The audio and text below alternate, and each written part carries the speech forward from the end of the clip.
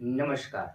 જિલ્લા શિક્ષણ તાલીમ ભવન દ્વારા આયોજિત ઇનોવેશન ફેર 2025-26 અંતર્ગત મારો વિષય ડિજિટલ ટીચ ફોર ઇકોનોમિક્સ પીપીટી છે. આ નવતર પ્રયોગની જો વાત કરવામાં આવે તો આ નવતર પ્રયોગ વિશેનો વિચાર મને શાળાની અંદર જોડાયાની સાથે જ મને આવેલો, પરંતુ આ વિચારને હું અમલ કરી શક્યો નહોતો. પણ શાળાની અંદર સરકારશ્રી દ્વારા જે સ્માર્ટ પેનલો આપવામાં આવેલી છે એ સ્માર્ટ પેનલો શાળાની અંદર આવતા જ મને વિચાર આવ્યો કે ભાઈ હું મારો વિષય સારી રીતે કઈ રીતે ભણાવી શકું.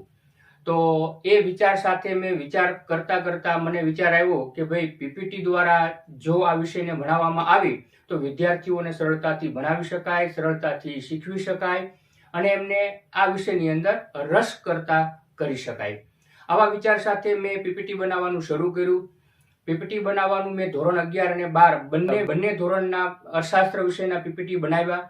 અને એની અંદર જો પીપીટીની વાત કરીએ તો ધોરણ 11ની અંદર વિદ્યાર્થીઓને અમુક અર્થશાસ્ત્રના જે સિદ્ધાંતો છે એ સિદ્ધાંતો ભણવામાં મુશ્કેલી અનુભવાતી હતી, જેમ કે માંગનો નિયમ છે.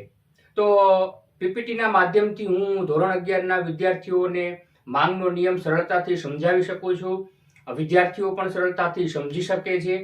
એવી જ રીતે જો વાત કરીએ તો ધોરણ 12ની અંદર જે પહેલો પાઠ છે અર્થશાસ્ત્રની અંદર, જેમાં આકૃતિ અને આલેખ છે એના દ્વારા વિદ્યાર્થીઓને એ શીખવાની અંદર વિદ્યાર્થીઓને મુશ્કેલીઓ અનુભવાતી હતી. તો એનું પણ એ પાઠનું પીપીટી બનાવી અને ડિજિટલ માધ્યમથી, ટીવીના માધ્યમથી મેં બાળકોને આકૃતિ અને આલેખ સહેલાઈથી દોરી અને એનું કઈ રીતે વિશ્લેષણ કરવું એ શીખડાવેલું છે, જેથી કરીને બાળકો છે એ બોર્ડની પરીક્ષાની અંદર આ જે પ્રશ્ન છે આકૃતિ અને આલેખવાળા પ્રશ્નો એની અંદર વધુને વધુ મેક્સિમમ માર્ક સુધી પહોંચી શકે છે.